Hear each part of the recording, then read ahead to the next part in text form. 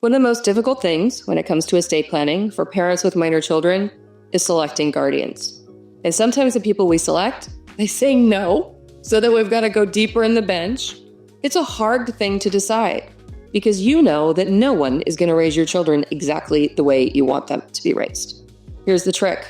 All you get to do is have an opinion about it. If the worst thing happens, the person who decides who your children will live with is a judge. So what do? What we don't do is simply name a couple of people in a will. Hey, Your Honor, Chris and Pat. We think they should be the guardians. Now, what does the judge know about Chris and Pat? Nothing. They know nothing. And what kind of instructions do Chris and Pat have as to how you would like them to raise your children? None. Nothing. There's nothing. So at my firm, we do things just a little bit differently.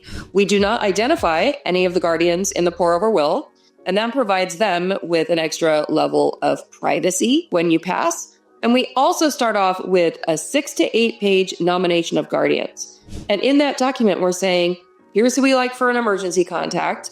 Here's who we're thinking about for the guardians. And here are some backups. Your Honor, here's who we absolutely do not like.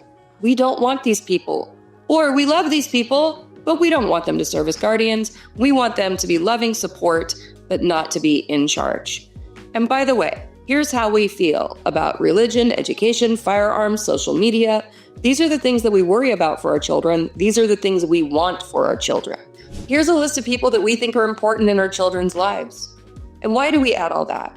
We add that for a surviving spouse or partner. We add that for the guardians, and we also add that for the judge who has to do her own independent investigation to determine what's in the best interest of the children. We can use this forum to help guide her investigation.